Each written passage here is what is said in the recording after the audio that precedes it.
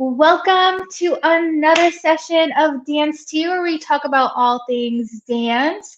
Here to give you some practical tips and advice to help you navigate through the nebulous world of dance. I'm Shannon. I'm a dancer, choreographer, and teacher based in LA. And today I have with me fellow teacher, dancer, choreographer, entrepreneur, and friend, more importantly, visionary, Amit Shah with me here today. So, Amit, Hi. thank you for coming on. Hello, how are you? Good. I was just telling her that I feel like I'm on Oprah right now because I've been watching everything and you're doing such a great job. Thank you. You get a dancer. I don't know. What? I don't know. I'm trying to be Oprah. It didn't work out. Anyway, thank you again so much for coming on here. Like you're, to me, you're one of the people that I admire that's in part of the dance community, and I think you can offer a lot for upcoming dancers and old dancers, choreographers, and directors. But I want to know, how are you? Because I haven't seen you in a long time. I And know. how are you coping? And how are you keeping busy? Well, definitely keeping busy. You know me. I mean, I always have to be busy. Even if I'm busy doing nothing, I'm busy. So, no, but it's been really, I think it's been a roller coaster for all of us. And we've tried to figure out so many ways to get work, figure out, what's going to happen in the future.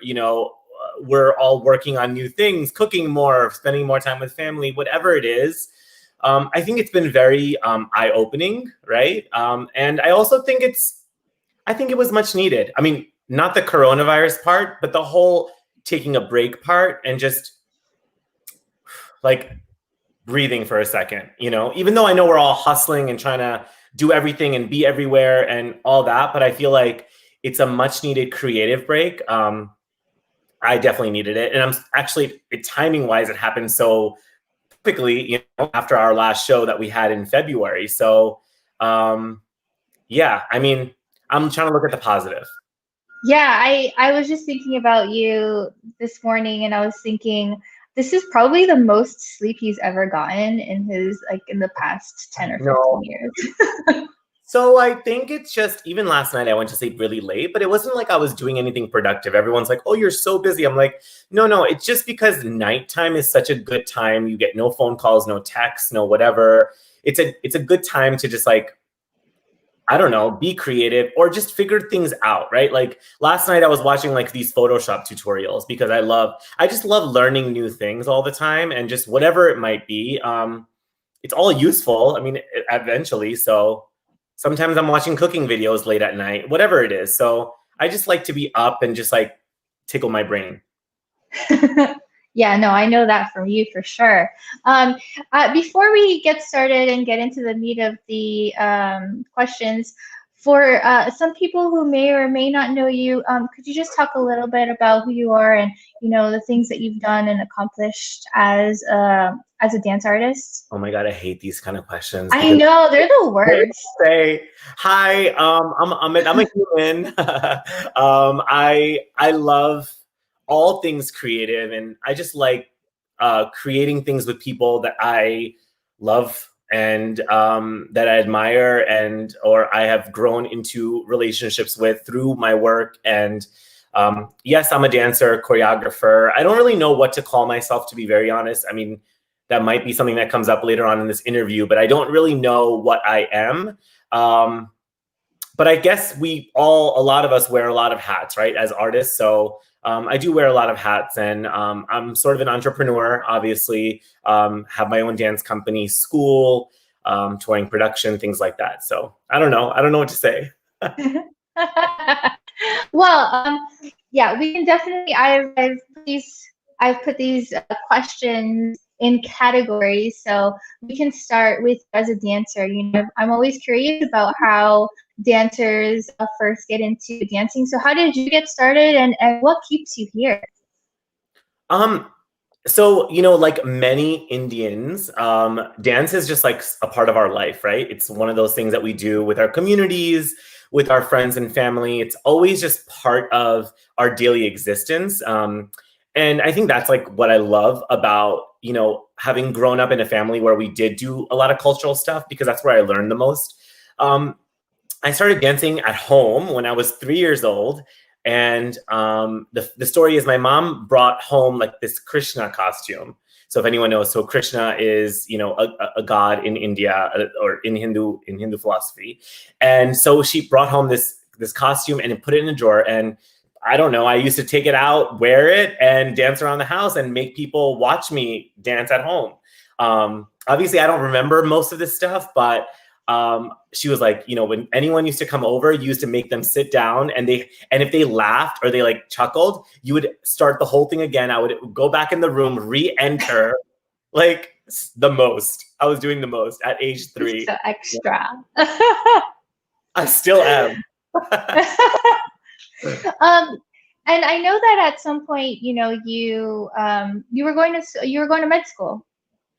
Well, yeah, pre-med. Or pre-med. Med school, but I mean, yeah, I took my MCATs and did everything. And really loved that space too. I mean, all throughout my childhood, I had been in and out of the hospital because I actually had a very minor heart condition. And so I used to love my cardiologist.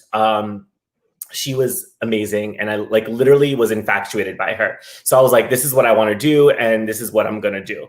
And so, yeah, growing up, I mean, ever since I can remember, I was telling people that I wanted to become a doctor. And it wasn't that normal, like, hey, every Indian parent wants their kid to become a doctor. I'm sure that was the case too. They definitely did. I mean, they definitely didn't look down upon that, right? They promoted that as much as they could. But I wanted that for myself. And yeah, even in college, I would say high school for sure, I was, you know, EMT, paramedic, like did everything I possibly could, just to be surrounded by those people, because it was fascinating to me. And it still is, actually. And, you know, sometimes I'm like, what if I did that? You know, what if I actually completed my education and was a doctor? I don't know. I don't know if that would have suited me now, but right. I loved it. Yeah. Well, were you dancing while you were in pre-med? Oh, yeah. And obviously, Okay. my parents told me so many times, please stop dancing. Like, this is not good for your time, and your grades are going to suffer, which they did. You know, I'll be honest. But it was a time where I felt like the most socially connected to people. That's the place where I met my best friends, and still have those friends with me. And so I'm so glad. Like, I definitely, you know, messed up in school so many times, but I felt like what I had to take out of my college experience, which was my network and all of that, I think I definitely got that out of it. Mm. So what made you decide to switch? Because did you decide to drop pre-med for dance? No, so dance was never really something I considered to be a career path. I was trying to find a career path that would allow me to dance on the side.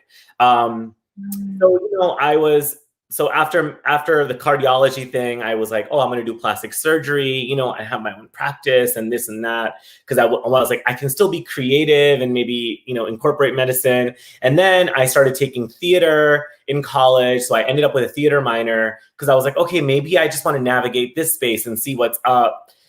I really didn't. I was confused, and I think I was confused because I never knew what was out there in the world, and I probably still don't, to so many degrees, like on what the possibilities are in life, you know. And I was just like, okay, I'm going to create a space for me, a life for me, where I can still dance on the side and I'll be happy. So, Right.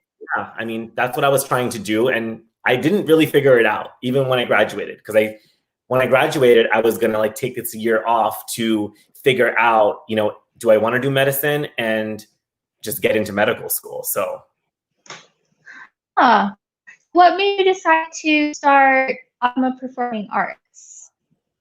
so it was actually, so in college, so, you know, like in the Indian dance world, college dancing is highly competitive. And more than that, like people make such great connections from being part of, you know, those networks. And so we were a competitive school. I went to Rutgers, and so we were part of a competitive dance team, and a lot of the other like rival schools, I guess, we were like, let's get together and let's form our own team, because we graduated and now like we can kind of do something like post graduating and, you know, hopefully have sort of this elite group of dancers that kind of are from all these different places.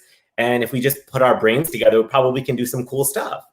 And so that's kind of the idea that, you know, that first came about. And then, you know, after we met and things got rolling, I think it was in the first like 6 or 8 months, my uncle actually inspired me, because he's like, I know this is what you want to do, so you should probably just do this. And I was like, I can't, like, this is not sustainable, right?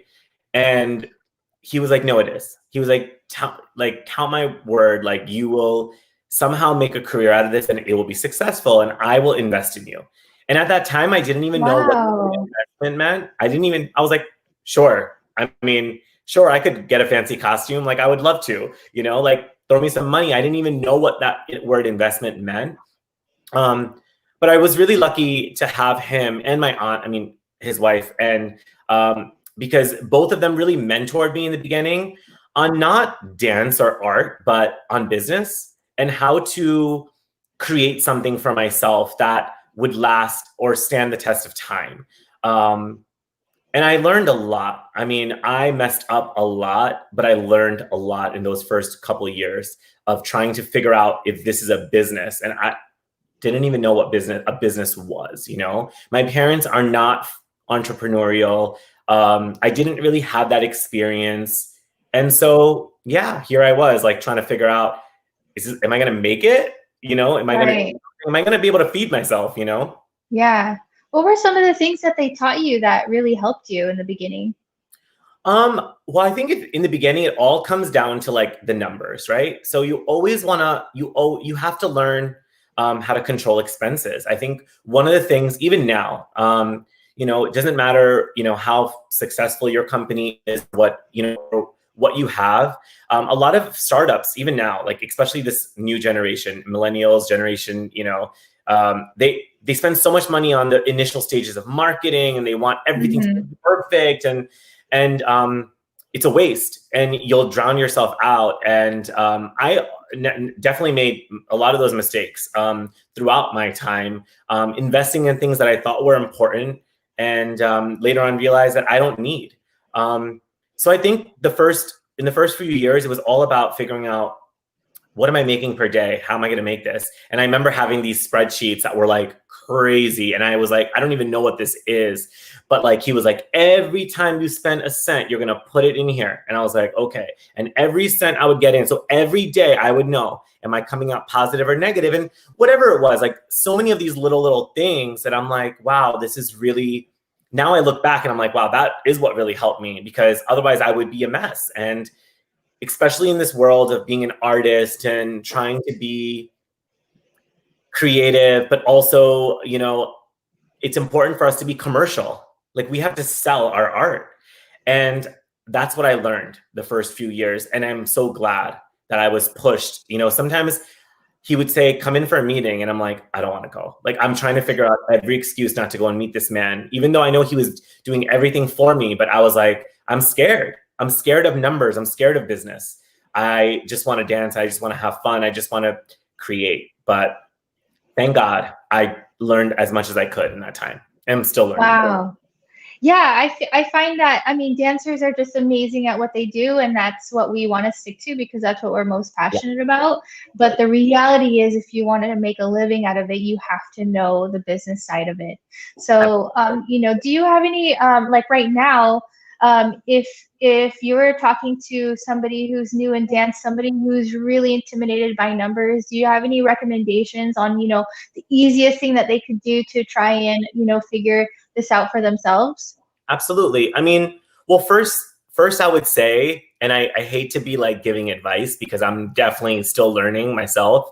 But, you know, as individuals, and now more than ever, no matter if you're an artist or if you already have a job and on the side you like to do something, you have a little craft on the side, each of us are our own business. Okay. Even though I have another business that I call AATMA, I am my own business. And so you have to navigate your life that way and always remember, what you're spending, what you're earning, write things down. I think people tend not to use a pad and paper and write. Sometimes when you look, and we have had this conversation before, because I remember you've taken some great financial courses, right? And a lot of things, when you look at these numbers, you're like, oh my God, I just spent like, $300 on food this week. Like, am I crazy or what? Or you start realizing all these things. It's important to be self-aware in a business and know, and sometimes it's okay to splurge on things. So I'm not saying like you have to be this regimented person. I'm definitely not. But I think it's important to know how to control or pull back in certain things. If you're intimidated by numbers, I mean, welcome to the club, because I think we all are. I mean, I don't think anyone at least they're looking at their own numbers. I mean, if I have to look at someone else's numbers, I might be having a ball, like making these spreadsheets, but looking at your own numbers, it's scary. I remember a time where I didn't even want to log into my bank account. I was scared. Yeah. I was like, I don't want to look at my statement. Isn't that crazy? Sometimes I still feel like that. Yeah. But you have to. It's like every day, just log in and just see what's going on. Those are things that I think are like, that's step one for anyone in life, not even just as an artist.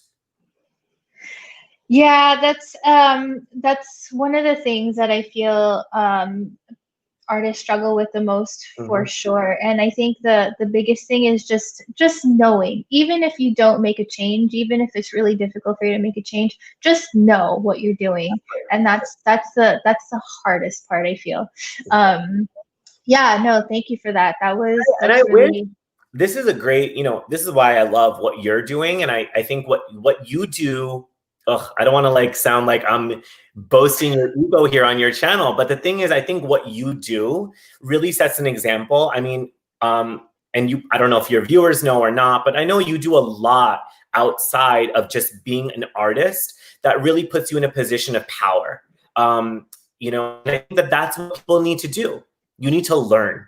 It's not okay anymore, or I don't know if it ever has been, but definitely in these days, to just be an artist and say, I want to be creative and I want to dance. It's not enough. It's not practical. That's what I mean. It's not practical. You have to know about economy. You have to know about your own financial records, how to keep them, how to maintain them, or you have to be able to hand off this job to someone else that does know. Right. And that's okay too. You don't have to know everything. I'm just saying that you should be aware, like you said. Yeah. Yeah, I mean, this is a topic that I can go into for days, because this is huge. I mean, I think that this is one of the foundation, the rudimentary things that artists need to learn that they just don't get. And even if they go to school for dance, they still don't get, because they're being taught by teachers who also didn't get that. And and it's a cycle. But hopefully, did you go to school for dance? I did. But this is not about me. Well, this is about you. I'm just kidding. The reason I'm asking is because I don't teach this kind of stuff, right? And I think, listen, when I went to school and I was doing medicine, I wish, even that, I feel like it should be mandatory instead of taking like stats and psych. I mean, all that stuff is great, but you should have to take economy classes, or I don't even know if they should call it economics. They should probably just call it life, because these are things that we all have to know no matter what. How to file your taxes. Like, why isn't there a class like that, Well, they don't even have class. I mean, just in general. General school, they don't have classes for that. I mean, that's something that should be taught in high school, but they don't have that, know.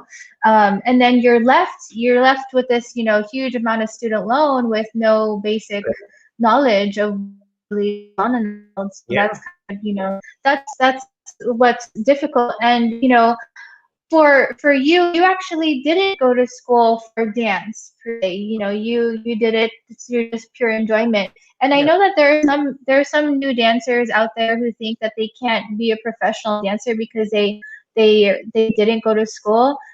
You're obviously not in that boat. So what would you say to them? Well, I think so I started my company, yes, out of pure joy and love for dance, but also for like the fact that there was no place for me to go at that time where I could pursue it. I mean, if someone else could do all the dirty work and lay out the numbers and have the business and me just show up and dance, I would have loved that too. But there was nothing for me at that time. And so I had to create a platform and for my friends and for myself and, you know, all of that. I think it's a great time to be an artist though, because there's so many ways you can be an artist these days. And there's so many, dance is not just now dancing in a theater or on stage or in front of a camera. It's everything. You're a dancer. You can be a dancer like from the minute you wake up and post a video to, you know, you going to class or whatever it is. There's so many ways that you can pursue what you love. I don't know what your question was, but I was going to say, you know, anyone who wants to pursue this, I would really give it a lot of thought because like many careers, this is definitely not an easy one. And it may or may not, just because you love something, be the career choice that you want to take, the path that you want to take. And I'm not saying to discourage anyone. I'm saying it to put, I think we need reality, right? We need a reality check where, you know, people need to know that you might end up not loving what you do through this if you don't have all of your cards played out right or know enough about how to sell yourself or the economy of it or everything like that. And you don't want to hate what you love because what you love should stay with you. So, yeah, I mean, you know, just know that or just think about it before you decide that, hey, this is what I want to do. Right. Yeah, no, that's such a good point. So now that you have your company, Yeah. when did you start deciding, okay, I want to teach younger kids now? Right from the beginning, actually, because Okay. so funny thing is I didn't want to teach. Also because I didn't learn enough to teach. That's what I thought. So in the beginning, I was like, what am I going to teach? I'm not even a trained dancer. I don't have classical background. I don't have any technical background. I don't have a background in any American forms of dance or Western forms of dance. Like, what am I going to teach these guys, right? So I started, but I just did because I was like, okay, this is the only way that we're going to have a business if I start something like this. And I remember in the beginning, you know, day one, it was like, you know, people coming in. I had no idea what I was doing. I was taking people's like cash, just stuffing it in my bag. Like, okay, come to class. Like, didn't know who paid, who didn't, who was doing what. Like, I had no idea what I was signing up for. And, but again, I'm glad I did all that wrong because then I figured out how to sort of do it right at some point. Right. I'm still learning again, like I said, but I figured it out. And yeah, I think it was out of necessity that I started a school. And I really recommend that for a lot of people. I know that a lot of people think that teaching is not fun, or if they think will prevent them from being an artist outside of that. I think that's not true. I think art is meant to share. And if you find the love at some point in figuring out what that is, it doesn't have to be a traditional dance class. It could be in any form where you could teach someone or just help or just not even look at it as a teacher, but looking at as you're cultivating someone's talent or their passion. I really think there's a lot of value there and there's business there. Right. And so that's important. And so for people who are, you know, kind of feeling intimidated by teaching, I mean, like you said, you just did it anyway. I did it anyway. And, you know, I feel bad for my first set of students probably that walked in with me not knowing anything I was doing. Of course, I had a great time when I was doing it. I found how to love it, you know, or I think I was more uncomfortable with being the teacher because I didn't feel like I knew enough, right? Right. Not that I didn't love the kids. I love kids. I love being around people. I love meeting new people. I just felt uncomfortable. Like every day I was like, what am I going to teach them? Like I have no idea. Like you didn't feel qualified. I didn't feel qualified. And for a long time, Shannon, I even now, I think, you know, part of me still struggles with that. Like, am I qualified to tell a professional dancer what to do or give a student advice? You know, and I had to really dig deep to figure out what it is about me that makes me valuable in this world and in this industry.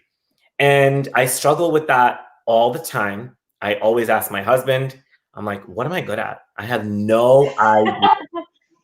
And it probably is the thing that makes me the most insecure because I love this so much and I don't know where I belong or what I'm good at. And so, you know, it's taken me a long time to get comfortable with that idea or even expressing that idea. And now I think I'm at the point where I think in the last couple of years, I felt like, actually, I think I am a good teacher. And I think I do have something to offer. I have to do it my way, the way I would want to have been taught if I did learn. I might not do it the most traditional way or the right way, quote unquote, but I do it the way that makes me feel happy. And I think my students accept that teaching. And I think that is what I've learned the most. You can teach all day, but if the student doesn't accept your teaching, nothing has been learned. You know what I mean? Right. So how we teach, we're constantly, Sapna and I are always, how do we teach? How do we get into their head? How do we approach that? You know, because you can show someone a step touch all day, but if it's not getting through their head, you know, what are you going to do? You got to figure out a way for it to get to their head. And that's what I love about teaching now. I love the psychology of teaching. That's interesting. Well, I mean, it obviously reflects in, you know, your school. And how many students do you have now? Well, we're in coronavirus time, so not that many. But we're getting there. I mean, we last year we had about 250, 300 kids. And so we're still in that, we're still getting there this year. But yeah, I mean, 200 for sure right now, and hopefully getting back to where we were. But yeah, I mean, I know you are back in studio / Zoom, right? Yeah. I've been seeing some posts of you with that. Has that been difficult at all, or is surprisingly easy? So it's difficult because we are doing virtual at the same time as in person. And so, you know how it is. If I'm not looking at you right now on the screen, you're going to start looking away, right? You're not going to feel like I'm with you. And especially with kids. Exactly, especially with kids. So now, and honestly, even for adults, like I've taken a lot of Zoom classes and I'm like, okay, I'm over it. Like I can't. So for me to have that grab their attention and then also grab the attention of everyone in the room and make everyone feel like I'm talking to them and giving them corrections, giving them, you know, and then I'm wearing this like Britney mic and which I yeah, mic, and I'm like all over. And you know, you already know I teach crazy. So I'm already like crazy and in my head, and then I'm teaching and I'm looking here, looking. So it's been nuts. I was just telling someone the other day, I'm like, I feel like I'm so, like I teach one class and I'm exhausted. It's because I literally am putting on a show. I'm literally walking in that room and I'm like, I'm performing and here I go. And I'm like, boom, boom, boom, boom, boom, like doing all this crazy stuff. And I'm like, after one class, I'm like, I am tired. But honestly, like I said, like we've learned so much in the last 9 months. We've been quarantined or whatever, and we miss seeing some people. So I mean, I just find it to be a blessing to be able to even be in a studio. So hey, whatever it is, I'll do it. Yeah, I mean, even if there's tape all around, that's totally fine. For some of the dancers that you have, I'm assuming you have dancers who have decided, you know, or are even thinking about they want to pursue dance, you know, professionally as a career. How do you cultivate and support those kids, you know, who are kind of juggling? They're struggling between, you know, the pressure that they have with their parents versus this, you know, new passion that they have that they're, you know, still trying to figure out. How do you help in those ways for students? Well, first is it's very difficult, especially in the Indian community, I'll say, and most of my students are of Indian, you know, ethnicity.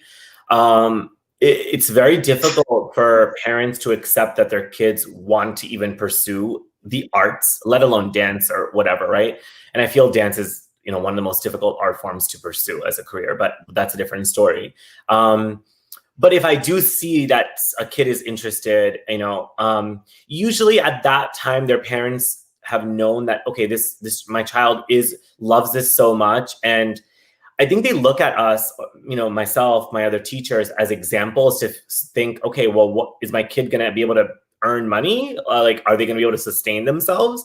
And so first you have to be an example. You have to be someone who is, you know, that they can look up to in many ways, not just as a performer. I'm saying as someone who is sustaining their career, in a healthy way.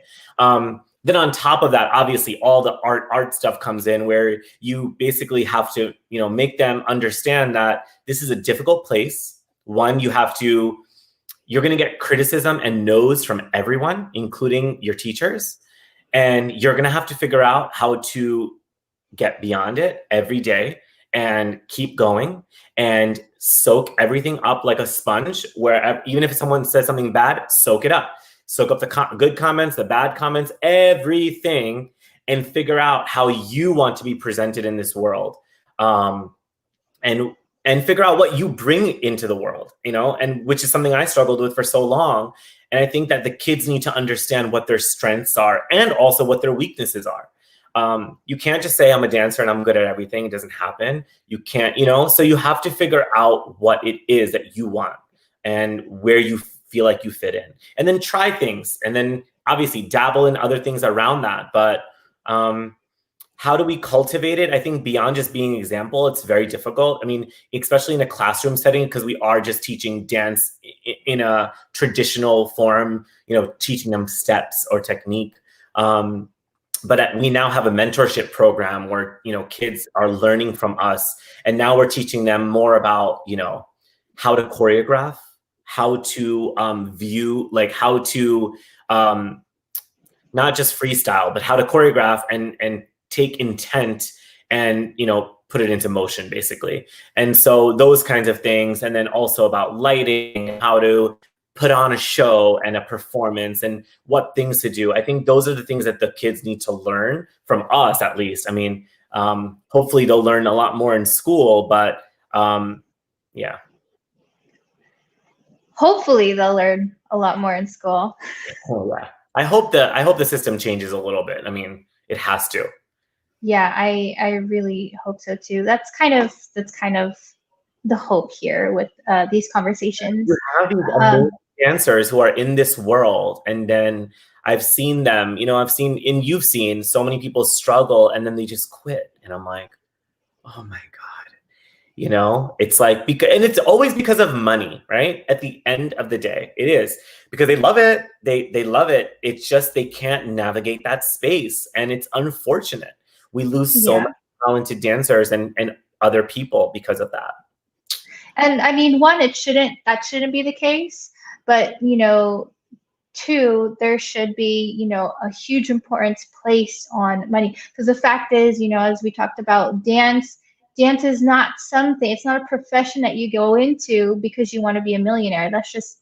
No, you're a dancer because you're passionate about it. So that means you have to already know the other side of it. And unfortunately, they still don't teach that in school, but let's change that, shall we? We can start a class. Yeah. Oh yeah, 100%. So I'm going to move into, you know, you as a director. You are the director, producer of Mystic India that just recently took a bow, took its final bow. But I do want to talk about, and you've you know, you've mentioned this before, but I do want to talk about your first experience putting on a show and how that was for you. Ooh, I don't even remember what that was. Your first ever Mystic India show? Oh, Mystic. Okay. Mm-hmm. Yeah. So again, I've been producing. The word produce sounds too official for me, but I've been putting on a show forever, even since I was a kid. I used to play with my curtains in my house and come out, like I used to do the whole thing. So the idea of putting on a show has been in my brain forever. And of course, now putting on a show with people I've never interacted with was very difficult. So Mystic India really started, 2011, when another producer approached me and said, I need to bring a show to overseas. Can you make it? And I was actually in India when I received this call and doing something from, I think, my sister's wedding or something. I think we were shopping. And I was like, okay, sure. Yeah. I mean, sounds kind of sketchy, but let's do it. And I'm already here in India, kind of getting my company together. I wanted my own factory. That was something I wanted from day one, making costumes and all that stuff. So I was like, okay, well, this seems like kind of a great opportunity to now connect the dots. And so I was like, okay, we'll do it. And then we met and he was like, oh, I want, 65 dancers. And I'm like, okay, sure. Figure it out, right? Fake it till you make it. And held auditions, I remember that audition so well. It was the most fun time I've ever had in an audition room. I've never auditioned for anything. I've actually auditioned only for my college dance team. That's the only thing, which was very intimidating. But this was the most fun audition. We had like 90 people literally in this one studio. There was sweat and fog everywhere. It was nuts. They had to do 8 routines. They had to do 8 routines. 8. They had to do everything possible. And people were loving it, hooting, hollering for each other. And it was the craziest room. I wish I had photos or videos from that time. But anyway, we selected our cast and in 3 months whipped up the show. And again, these are with dancers who are not full-time. No one was, 0. Dancers who are not, some of them who are not trained professionally at all. They're just dancers who love to dance. And most of them lived in God knows where, like Philadelphia, New York City, Long Island, random places, and would drive or commute, get on a train and come to New Jersey, Central Jersey, which is sometimes not easy location to get to, every weekend. And we had 15-hour rehearsals on Saturday and Sunday. I know. And literally created this show in 2.5 months, I believe. And from scratch, like literally, we didn't even know each other's names. We didn't know anything about anything, the costume, like we didn't know what we were doing. But so before, no, you didn't even have those pieces. No, 0. And probably one of my biggest flaws is I like to choreograph on the spot, right? And I was choreographing on the spot. Literally, there was no time because every weekend we would do at like 4 new pieces every weekend. So it would be like a half day for each piece, and everyone was scheduled. That was one thing we did have everything scheduled properly, and everyone knew when they were coming in, what time, blah blah blah. But then you're giving me 4 hours to create a spectacular piece. 2 to 3 to 4 minutes, 5 minutes. Some of them were 6, 7 minutes from scratch. Formations, choreography. Layering, the whole 9. And that was very hard, but I learned the most. I didn't even know how to choreograph really before that. I don't think. I used to choreograph, but I didn't understand choreography until then. I had to do it. And I love that pressure and that I thrived in that atmosphere. I wouldn't say I did my best work, but I did the work. And I did it in a way where I think everyone had a good time. And I think if you ask me what I'm most proud of about that experience was that literally, I think everyone loved each other. Like literally, they just loved being there. I mean, they wouldn't drive and to do a free show, not paid, by the way. You're spending your own money to come and commute and spending this your whole every weekend for the next, however many weekends doing this, building this project. Anyway, that was our first building Mystic India. And then we ended up doing it here in New Jersey after we've had some issues doing it in Switzerland and all that. That's a whole other conversation. I'll go on for like an hour. But was that something that, but you ended up doing the show, right, in Switzerland? Doing a show, and it was good. It was well received, sold out show. First experience selling a show like that, and doing everything, marketing the show, creating the show, selling the show, trying to, and then realizing that being approached to tour this show, I was like, tour? What are you talking about? Yeah. And you've been part of this show, so you know what is involved in the creating and being part of this show, just as a dancer and, and a creator. Right. I do. I know that it didn't land as well, that show, I think, on a financial standpoint, correct? The first one? Yeah. So yes and no. So the producer who, this sketchy producer that I thought from the beginning was sketchy, I should have trusted my gut, ended up being pretty sketchy and canceled the show. So now I have 65 dancers who just spent 2.5, 3 months working on this project that are not now going to Europe to do this show. So then we produced the show ourselves. Was that a financially successful show? It was sold out. It was financially successful, but I also didn't recoup any of the funds to create the show. Got it. So that was a stressful moment. But yeah, then you realize, okay, if I keep selling it, right? Like that's the thing. You have a product, sell it again and again. Right. Now you had the product. Now we had the product. And had the sketchy person not approached me, I probably wouldn't have done it, because I wouldn't have had the guts to do it. I remember I borrowed money from my family, obviously all the money from I ever had from my classes, and God knows where I was getting this money from. I really just scraping it off the ground and just finding money from anywhere and just throwing it into this show. And I was so fortunate to have the support of these dancers who I really respect for that time, because had they not given me their time, their valuable time, I wouldn't have been able to create it. And I really probably wouldn't have had a career. Yeah, no. And I mean, yeah, like you said, this show wouldn't have taken off and impacted so many people around the world, which that's what it's been able to do. What are some of the challenges you face as a director of this show? I mean, I know there have been a lot, but what are some bigger ones, main ones? This is going to be a complicated answer because there's a lot.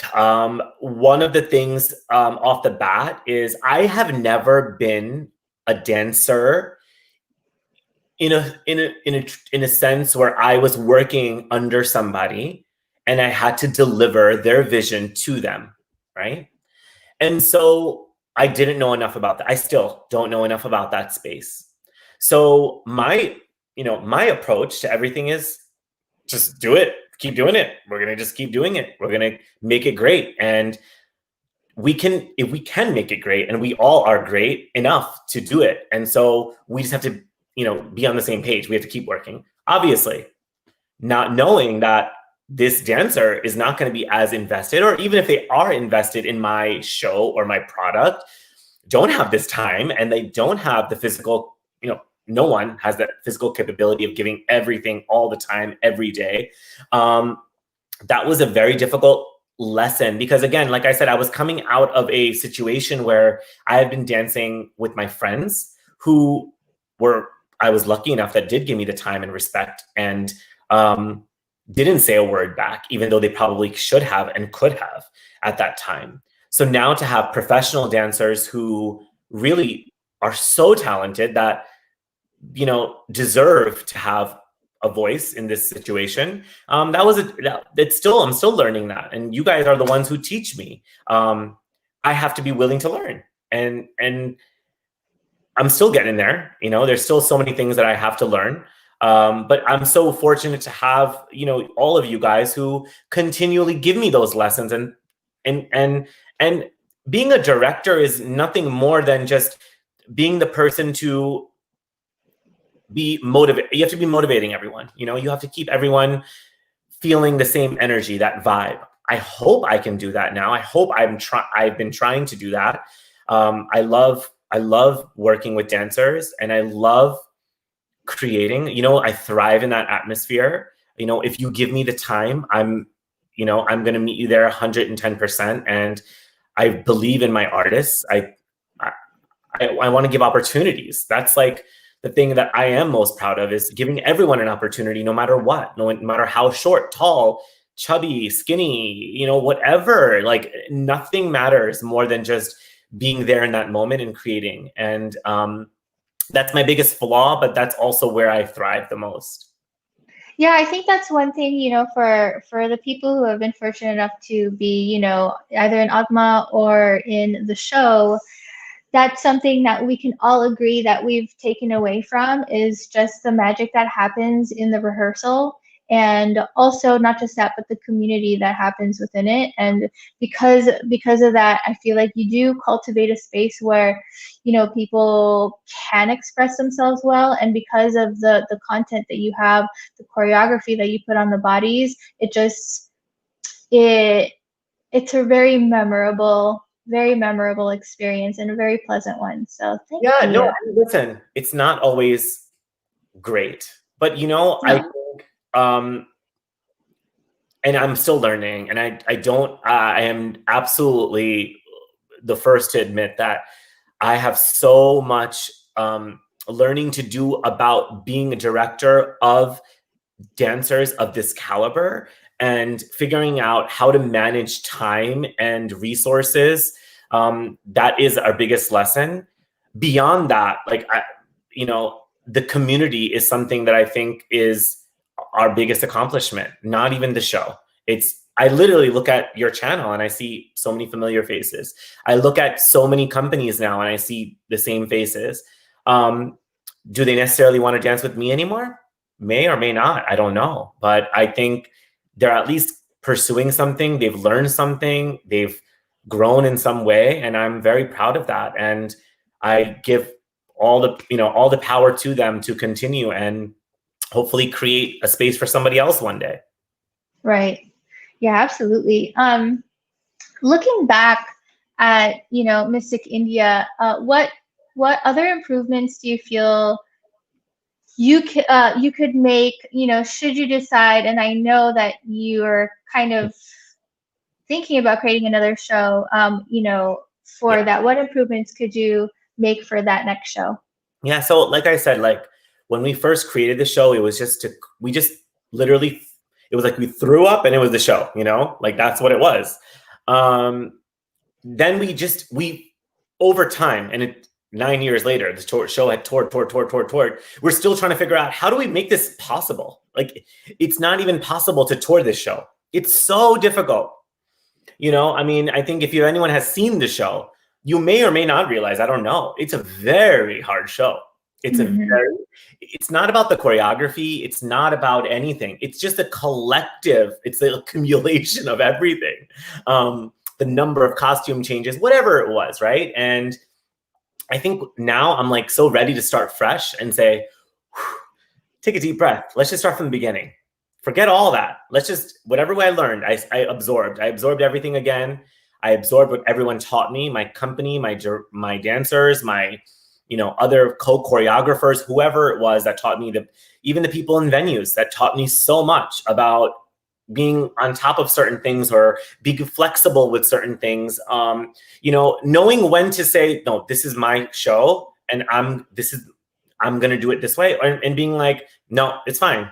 Whatever it is, like, we'll do the best we can. Let me just let it go. That's something I still struggle with. I'm so ready for a new show. And I'm going to create. I'm going to keep creating. Whether people want to be part of it or not, I'm going to be here. And my shows are here to stay. And I hope I can work with more and more people, talented people.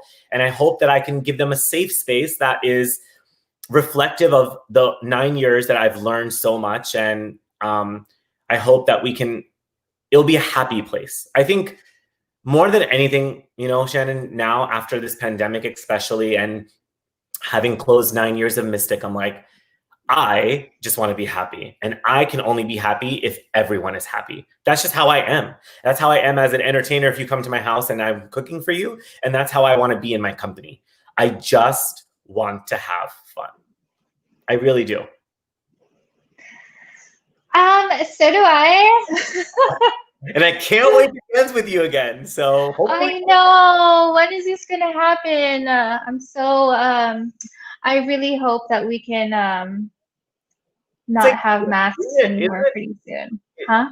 you know, we know that obviously your heart goes fonder when you don't have something, and we all are missing being in classes or performing, and but I mean, I can't wait for those lights to hit, and then a show, to take place in this world right now.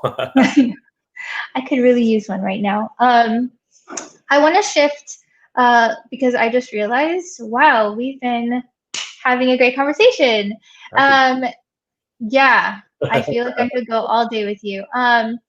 So this is something that I know, dancers struggle with knowing their worth. And, for someone like you, who you've been in the game for a while, I'm sure you've gone clients, I'm sure you've gone producers and sponsors saying like, hey, I'll pay you $50 for, a 1 hour show. Are you cool with that? How do you go about finding your rates project to project, and how, what do you take into consideration? How do you decide whether to take on a project or not? And how do you just stick to, your worth? Yeah. Ooh, Shannon, these questions, I'm telling you, there's so much here because I'm on two sides. In this particular, I'm a business. So if someone hires me for a project, I'm going to be obviously looking out for the health of my business and my dancers and my staff and everyone. At the same time, I'm also now the middleman in this situation. Now I'm hiring my freelance dancers, and I have to have them be part of this project or this gig or whatever. So this is a balancing act. And I think it's never been easy to make anyone who's not in this artistic world understand that art has value and that what they're paying for is worth every penny and more. They think, and it's not anyone's fault besides the fact that, here's the thing, this is a hobby to many people. So for many people, they're going to do work for free or just to be able to do it. If someone says, hey, I have a show, will you do it? Today, I would probably jump up and just do it just because I want to be on stage. I'm not going to care if I'm getting money for it. And so we're in this world where everyone has a different perspective. Some are in it for as a career. Some are in it, just to, as a hobby, whatever it is. And that's why we're never going to be at like sort of an equilibrium in this economy wise, in this world with art, because there's too many options for buyers. If someone's going to buy something or is looking to, hire an artist, they will obviously look for someone who's going to do it for cheaper. Right.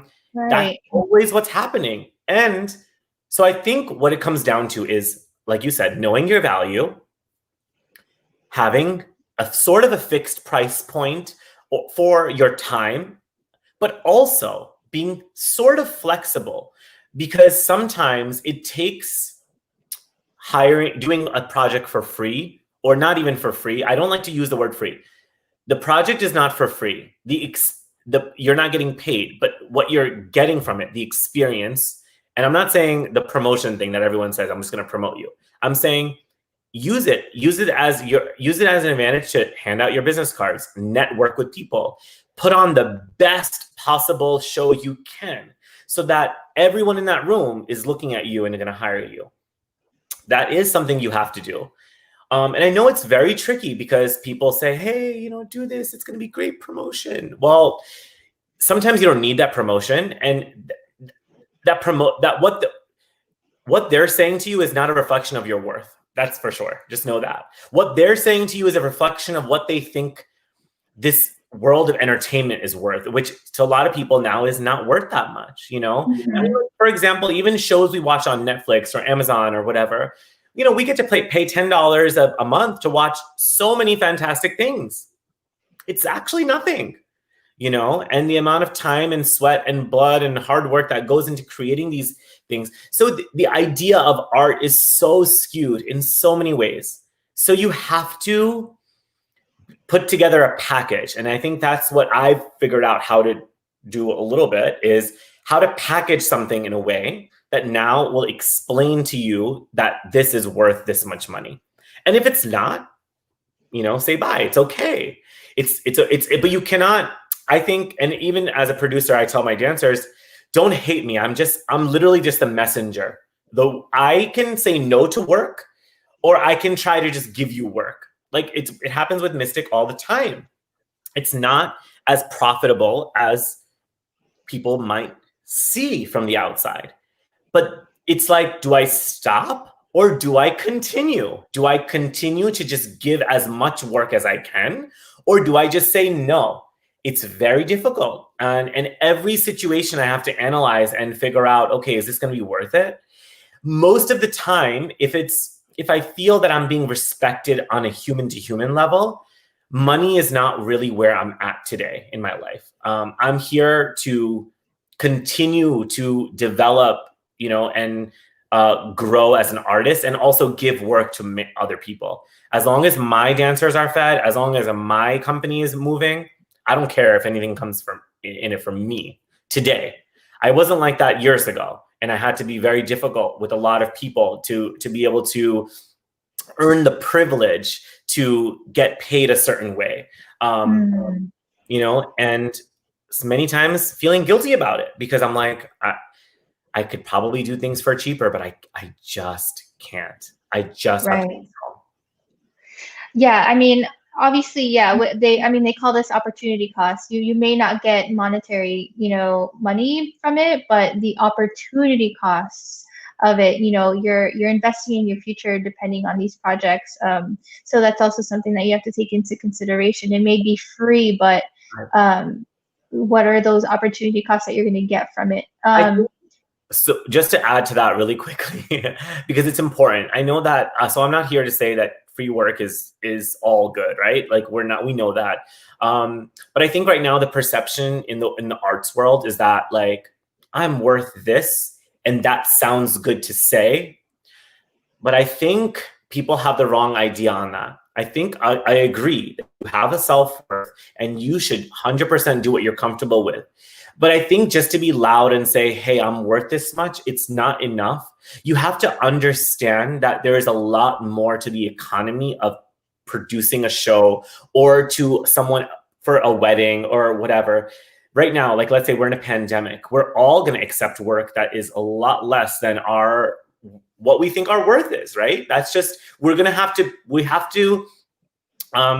do what's right in the moment. And I think that's what it is. I think you cannot just set a hard and fast rule in your mind about anything, and that's just what it is. You can't do that. You have to be a little bit flexible and work. And I think what people need to understand, dancers especially, and as a producer and a director and a dancer myself, relationships are everything. Do not close the door. Never. Even if you want to say no to something, say no gracefully. Don't close the door, because you never know when you need that person again. And I've done it. I've made the mistake of closing the door on many dancers and then needing them. And I've been in the position where I know people have closed the door on me and then texted me and said, hey, but can you we need each other in this world as artists. So we have to keep the doors open and communicate. Right. Well, yeah, I think that's the biggest thing, is communication, for sure. So let's say, you know, I'm a client and I call you and I'm saying, hey, you know, I need you for a performance, but it's going to be $20 is my budget. Can you do it? And let's say, you know, you decided, okay, well, this isn't for me. I know a lot of dancers have a hard time because, one, they get upset and then they want to just say no, close the door. but how would you deliver something like that? Would you, what are the reasons for you? What would you tell them to say, this is a reason why it's worth this much? And how would you just gracefully turn it down? Yeah. So the first thing is understanding what that person wants. And so, obviously, a lot of people are like, hey, we want this 1 hour show at our wedding and it's going to be $20, whatever. So obviously it's like, honey, no, it'll work. But I think people need to be educated. I mean, listen, I think they don't understand. They're like, but what is it? Like, if you just do it 2 more minutes, I'm like, you know what 2 more minutes means? That means another probably 4 to 5 hours of rehearsal for that 2 more minutes that you want, right? They don't get it. It's not. So what do you say? What do you tell them? I explain to them that, hey, listen, if it was just me performing, if I was a soloist, I would be able to help you in other ways because it's just me and I'm going to be able to help you. But because I have a company and I have dancers and they have to work collectively, there's a lot more time put in. There's a lot of other expenses. And I'm sorry that this wouldn't work out. But if in the future you have even room for blah, blah, blah, blah, blah, we can probably work something out or give as many other options. And I usually the reason I don't like to refer clients to other companies in those situations is because why do I want that company to deal with this, right? I could say there's other schools or companies, and even for $20, I don't know who's going to do anything, but there's other people out there. You should definitely call as many people as possible. And if you need a resource, I'm here. You can just reach out to me and I'll help you. Like, with, I'm not going to call anyone for you, but I'll help you in understanding why, X, Y, and Z charge. And many, many people have come back and said, okay, now what if my budget's 100? And I'm like, oh, okay, well, that's something. Again, even that's nothing. I'm just using this as an example. She went from 20 to 100.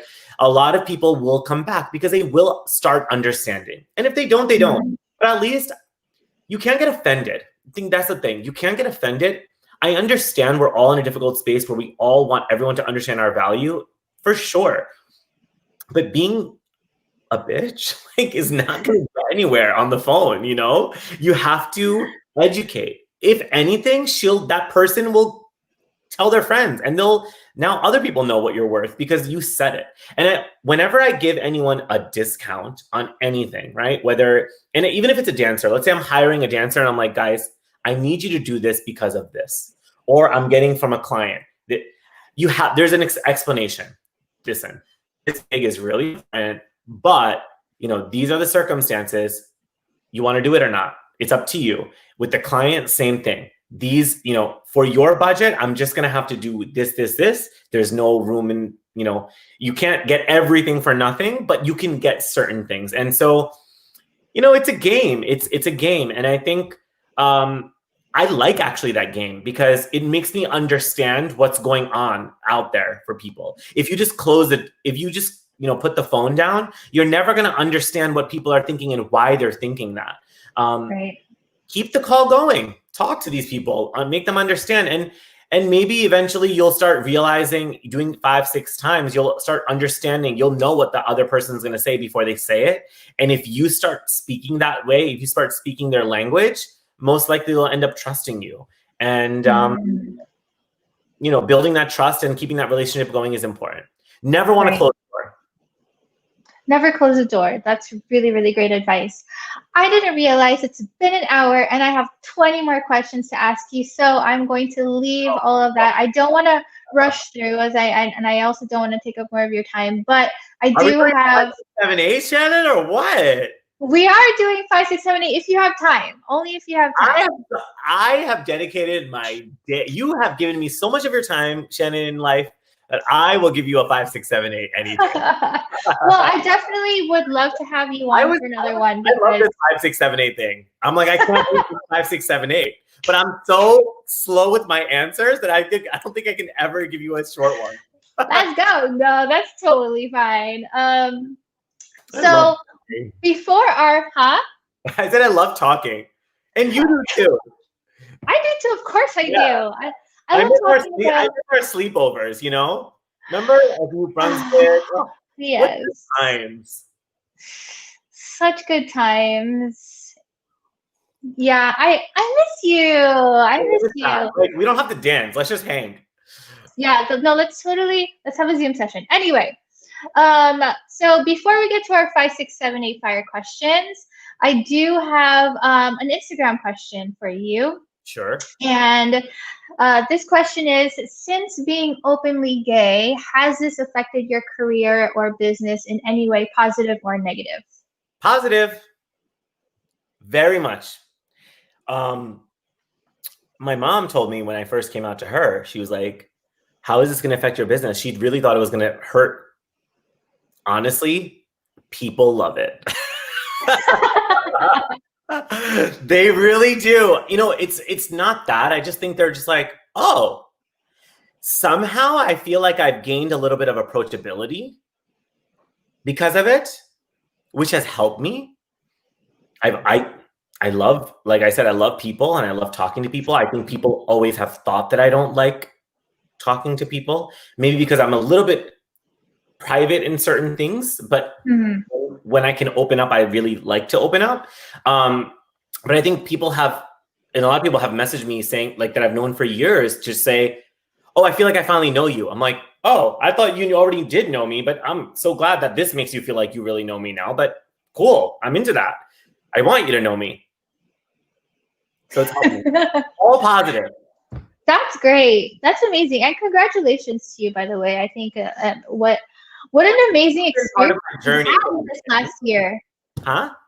What an amazing experience you've had this past year. Yeah, no, for sure. I mean, it's cool. I mean, I'm so into this whole idea about putting your life out there for people to see. And using the word inspire is kind of terrifying because I don't know if I'm really the person to be inspiring everyone. But I think when people can relate to you, they obviously love that. And I've met so many great people, or just talked to so many great people through, Instagrams and YouTube and whatever. And it's really nice. I really do find that it's such a great, I've never been a social media activist, you know that. But it's a great space if you do it the way you have to do it on your terms. That's what we were saying, right? Like, you don't want to do things just because this is the influencer route. This is how people are doing it. Do it the way you want. I mean, it's fine. I think people like people who are genuine. Like Adi is on Instagram 24/7. I can't. I really can't. And I tell him that. I'm like, please, I'm not doing this video. I'm not doing this photo. I put that camera down. So I think whoever is on my who's following me or knows me a little bit knows that whatever I'm doing is I'm doing it on my own terms. So I'm never going to post something because I felt the pressure to post or post a product or something that I don't feel connected to. I just don't. That's not what I'm in this world for. So that's not what I'm doing. Yeah, I can totally see that. Yeah. Huh? I do like to share.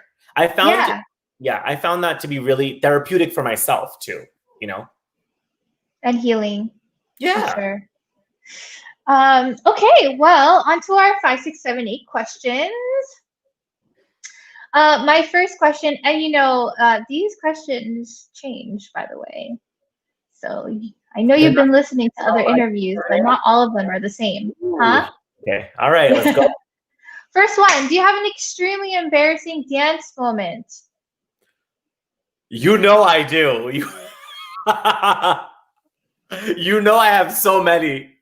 One off the bat, NJ Pack, okay? This venue I've been dreaming about for so long. Beautiful, sold out show.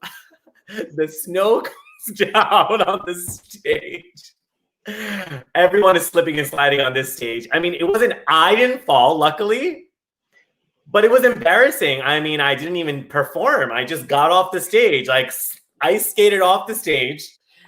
I'm screaming backstage. It was crazy. But I've had my pants, that same show, I had my pants fall off. I was a lead for, I think it was Chamak Cholo. And I was like, first of all, this is not even my style, but okay, sure. I'll be the lead for this number. I don't know why. And I'm like, you know me. I'm like have my headphones and I'm like changing and I'm like, I don't even know what's going on. Like half the time I'm going back from the lighting booth. I'm backstage. Someone knows where my pants are. They're helping me put on my pants. I get on stage. My pants are coming off the whole time. Like literally off. Like they're down to my knees. And you people know it's not like I was hiding it. And I was like, holy crap. And here, oh yeah, the director's on stage. Oh yeah. And my pants are like to my knees. Are you kidding me? And here I am preaching. Make sure your costumes stay on, everyone. Can't have a costume malfunction. And the one song I'm in, I'm like naked. Speaking from experience, what habits have you implemented this last year that's made a dramatic and positive shift for you? Being present, in whatever situation that is. A lot of us work so hard that we feel like being present means working all the time, or just always. You can be present sitting with your spouse or sitting with your dog or just watching TV and just in that moment, just appreciating that moment. I think that this pandemic has taught me that. My husband has taught me that. I'm very grateful. Like even through a lot of, negative has happened this year, but I'm very grateful because I always feel like at some point that shift is going to happen or might have happened. And so I'm grateful to be just on this journey, and I want to be present. Well said. What did you wish you knew back as a younger dancer, or let's just say entrepreneur? I really wish I knew what a business was. Honestly speaking, it sounds so crazy, but I really didn't know what it meant to have a business. And I think what that says goes all the things that you have to do as a business owner, but also all the possibility. I wish I knew what the possibilities were, because had I known, I might have prepared myself differently in school or used that time more wisely. And I probably would have come out much more, much smarter, much more successful. Do I regret anything? No, but I do wish that someone, opened the window for me so I can see out, because there's so much to see and discover. And I was in my bubble of medicine and my own thing and just had these blinders on, and I just didn't see the world for how amazing it could have been. Yeah. This is not a 5, 6, 7, 8 question, but that's your wish for yourself. How do you think that you could do that for someone else, who's in that position? How do, like, telling them that, or like? Yeah, like what would it mean to open up that door for someone? I think for anyone that feels stuck in whatever situation, right? Like they're in, like they're, or not stuck. You might not even know that you're stuck. That I didn't know I was stuck, right? I think so a lot of people don't look at the world enough. And what I mean by that is not just social media, not just what people want you to see, but literally taking a walk, talking to people in your community, whatever it is, right? Like talking to a lot of people and seeing the world, and that it really does open up your eyes. I have been lucky enough to be in a community where a lot of my neighbors and stuff, they, would go on walks. And now because of the pandemic, everyone's like going for walks and going for trail walks. And, you want to go with me here and there. And it's great. I've learned so much about things from people, like about what people are doing, their side hustles, their little, advice about this and that, or it's so amazing. I'm like, I wish I could talk to people all day, because you really do learn. And if you don't learn, what they're doing right, you learn what they're doing wrong for sure. And I think that's what it is. I think when you're stuck in a bubble with your friends and your family and, that's it, which is a good bubble to be in, but not necessarily to learn about possibilities in life. I've learned what kind of new business ventures I could probably have in the last 6 months. And it just opened up my eyes so much. I'm like, my God, I still feel like I'm in a bubble. Like there's so much to know. It's crazy. Late at night, I tried to learn, and I watch your channel. because I like to learn from other people. I like to learn from these other, artists, dancers, entrepreneurs, whatever.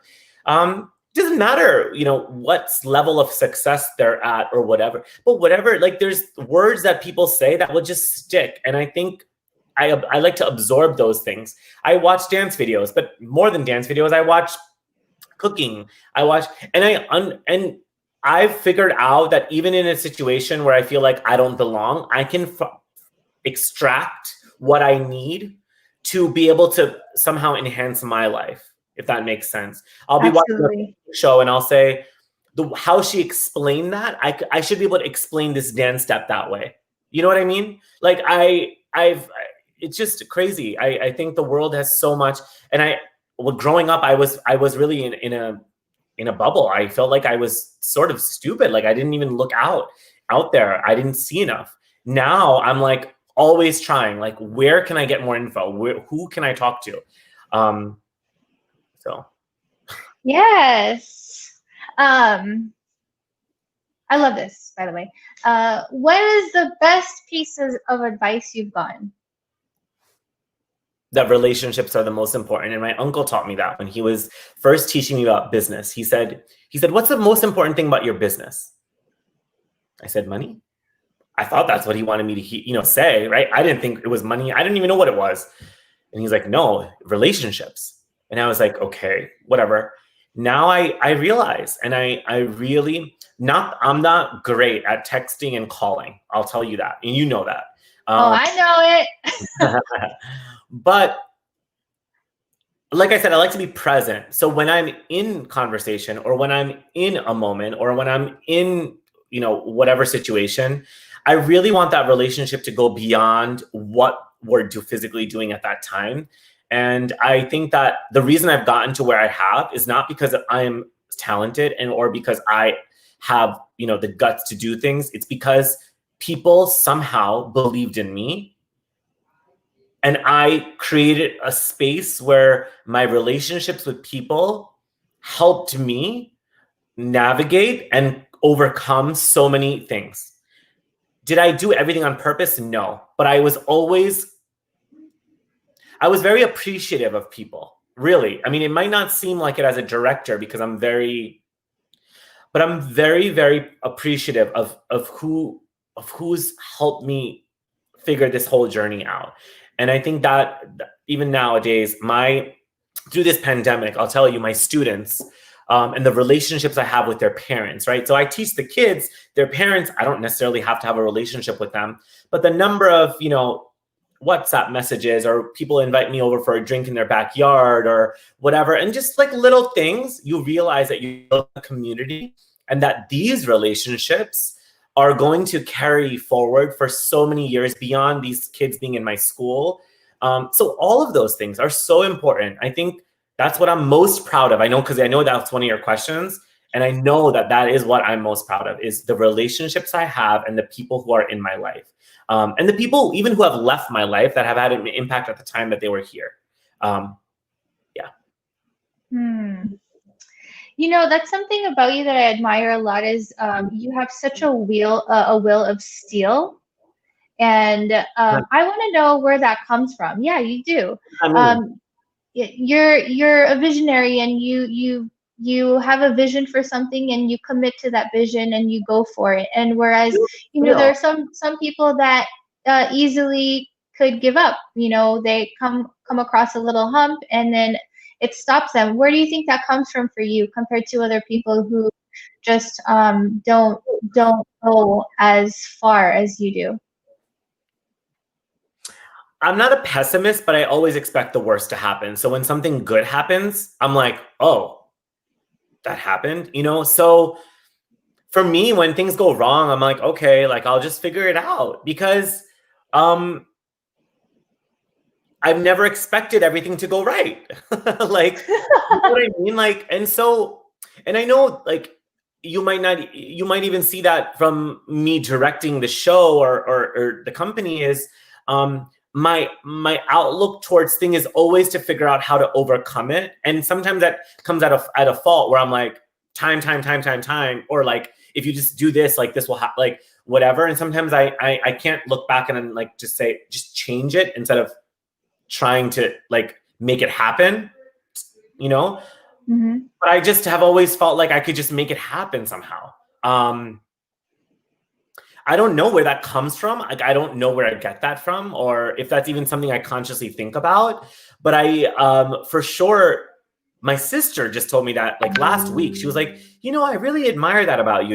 You're very like strong-willed. And I'm like, what? I thought I was weak because I'm very sensitive.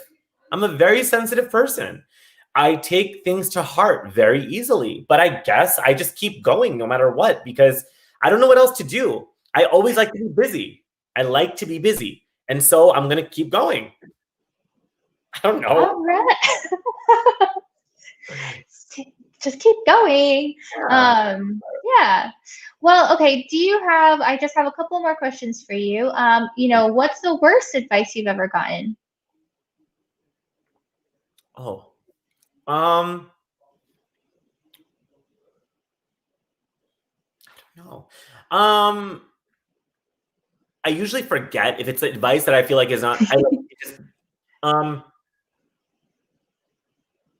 The worst. It wasn't really advice, but someone just told me one day that, hey, I went to a palm reader. God, I know. My mom really believes in that stuff, right? Like the palm reading and all that stuff. And they said, I just don't see that this business is going to go anywhere and you should just stop, okay? That was bad advice because, I mean, I'm here. So far you've come, yeah. I'm here. I have a life. I'm eating too much and I'm living, and I wouldn't say I'm successful, but I think I'm achieving success trying to get there, and I'm achieving it every day, in some way. And so, yeah, that was really bad advice. I mean, quitting is definitely not the answer. I think pivoting is probably the answer. Maybe change your approach, maybe try something new that, will help you get to where you want to go. But don't think that where you want to go is the wrong place to be. I don't think that is that is the way to say, to give anyone advice. So. Mm-hmm. Okay. Don't go to palm readers. Got it. Yeah, don't go to palm readers. We're into that. You're probably into that, right? Oh, hello? Oh, hey, can you hear me? There you go. You're back. Sorry. You're into the palm reading thing, right? Because I can kind of feel that vibe. I'm actually, I don't say I'm not into it, but I think it's all really fun. Yeah. It's it's for sure. Like, if you want to read my palm, you absolutely can. I think I'll just probably like laugh and maybe I'll take it seriously a little bit and lose a little bit of sleep, but I'm not going to really believe it because I'm too cool to like believe that. Yeah, no, I mean, I love fortune cookies too.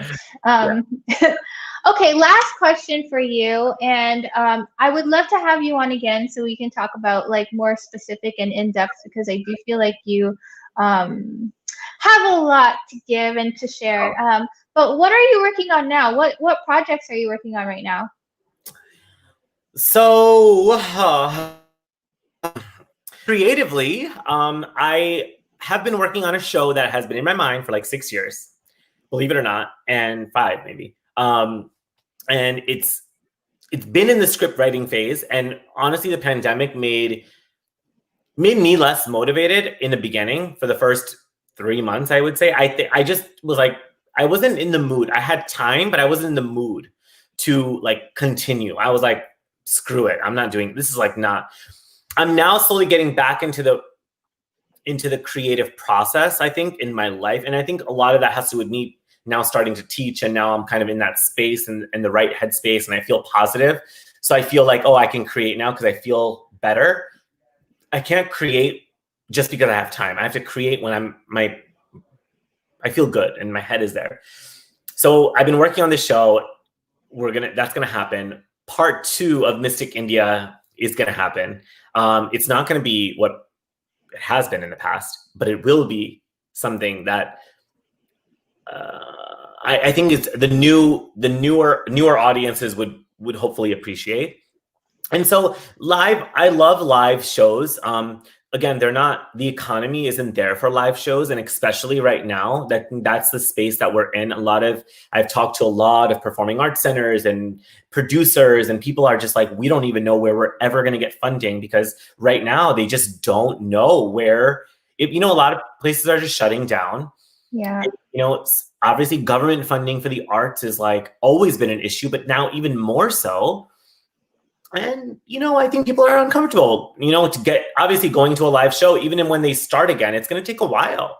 Mm-hmm. And so and I'm not a digital creator for dance, for like, not really. I definitely am not. I'm not into that. I want people there. I've never been, I don't think I will be as good of a digital creator as the ones who are out there. So I guess I'm not even trying. So that's definitely not where my head is. I like to create with Adi, my husband, who loves like being on social media, and I like, doing fun stuff with him just to kind of do it.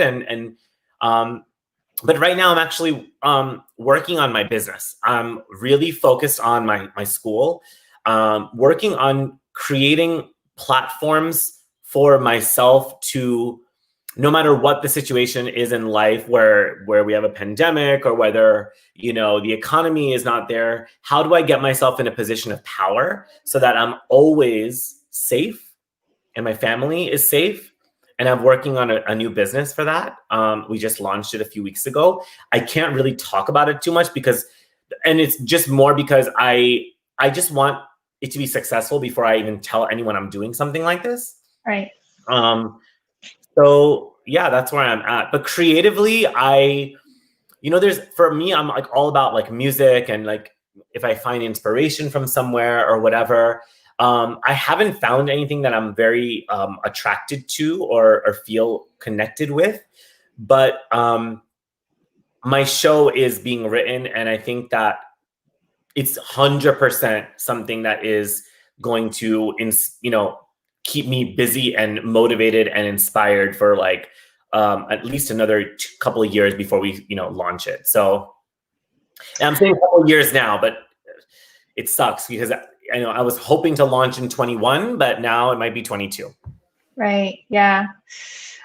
Well, I'm excited to know what this is all about, so I can't wait to hear all about it soon. Lastly, where can people find you? At home. Or if people want to connect on social media. Sure, on Instagram you can. Like I said, I'm pretty slow with messages, but you can absolutely message me and I will eventually get back to you. It just might take me a little longer. Yep, there's my handle up on the screen. It's actually Amit_AATMA.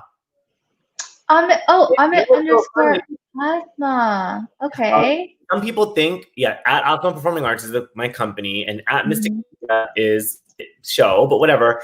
Some people have published my name as Amit AATMA, like thinking Atma is my last name. It's so funny. Oh, really? Okay. That's an amazing last name. But yeah, you can find me there, and connect with me. I love, especially if you're a creative artist, and you could probably give me some advice. I can give you some advice. We can chill. We can talk. Yes. Amit Shah, thank you so much. I know you have a class to teach, but yeah, I would, yes. I just want to say one thing. I'm taking over your channel right now. Anyone who is not subscribed, please subscribe, like, comment below, and hit the bell icon because you want to follow this girl. And also, she not only spins fire, but she is fire. And you really, really, really, really, really, really should listen to what she has to say, because she really has a lot of valuable information for anyone. And I wish you the best of luck on this venture. I think you're really made for not just this platform, but any platform that allows you to connect with people, because you're really good at that. And I really, really, really hope that we can dance together soon and you can tear the stage up again. Again, right? With me and my added 20 pounds of pancakes on my body. Yes. Thank you for the kind words.